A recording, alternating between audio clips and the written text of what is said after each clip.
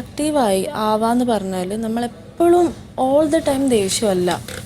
പ്രേമിച്ച് കെട്ടിയപ്പോ നിനക്കൊരു ക്ഷത്രിയനെ കെട്ടാൻ പാടില്ലായിരുന്നോടി. I don't know about that. പക്ഷെ ഞാൻ പറയാണ്, എനിക്ക് ഈ ദേഷ്യം എനിക്ക് ടോളറേറ്റ് ചെയ്യാൻ കഴിയുന്നില്ല. ടു ബി ഫ്രാങ്ക്, ബേബിന്റെ ഈ ദേഷ്യം നീ ഇത് അനുഭവിക്കണോടാ. ആയുഷ്കാലം മുഴുവനും നീ ഇത് അനുഭവിക്കണം. എനിക്ക് ഇത്രയും നാളെന്റെ കൂടെ നിന്നിട്ട് എന്നെ മനസ്സിലാക്കാനുള്ള കഴിവും കൂടി മോളെ ഇപ്പൊ പറഞ്ഞതിൽ തന്നെ എവിഡന്റ് ആണ് അത്. രണ്ടാളുടെ സ്നേഹം ഈച്ചയും ചക്രയും പോലെ അല്ലായിരുന്നോ? ഒരു പായിൽ ഉറങ്ങി ഒരു പാത്രത്തിലുണ്ട്. അത് ഞാൻ അങ്ങോട്ടാ ചോദിക്കേണ്ടത്, അത് ഞാൻ ആലോചിക്കാറുണ്ട്. സോ ഷട്ട് യുവർ മൗത്ത്, അത്രേ ഉള്ളൂ. നിന്റെ കൊള്ളരുതാത്ത ഏക അവയവം നാക്കാ.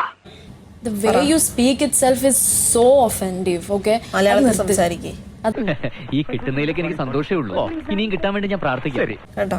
മോളെ അടുക്കുള്ള ഇംഗ്ലീഷ് കേൾക്കുമ്പോൾ എനിക്കും എന്തോ ഉറപ്പാവലുണ്ട്. അപ്പൊ അത് നിർത്തിക്കാളോ. നിർത്തിക്കോളാം, എല്ലാം നിർത്തിക്കോളാം. പണിക്കരായിട്ട് ഇങ്ങനെ പേടിച്ചാല് അതൊക്കെ ഒരു അടിയുടെ കുറവുണ്ടായിരുന്നു. അവിടെ തരിക, ഞാൻ വെറുതെ സ്ലീവ് നനക്കണ്ട, സ്ലീവ് നനക്കണ്ട. സ്ലീവ് നനയുന്ന കുഴപ്പമില്ലെന്ന് മാറിക്ക്, ഞാൻ കേൾക്കട്ടെ. മാറിക്ക് എന്റെ പ്ലേറ്റ് ഞാൻ കേൾക്കും. മാറിക്ക്. കിട്ടേണ്ടതൊക്കെ കിട്ടിയല്ലോ, സമാധാനമായല്ലോ. ഇനി സ്വസ്ഥമായിട്ട് വണ്ടി ഈ റോഡിൽ പോട്ടെ.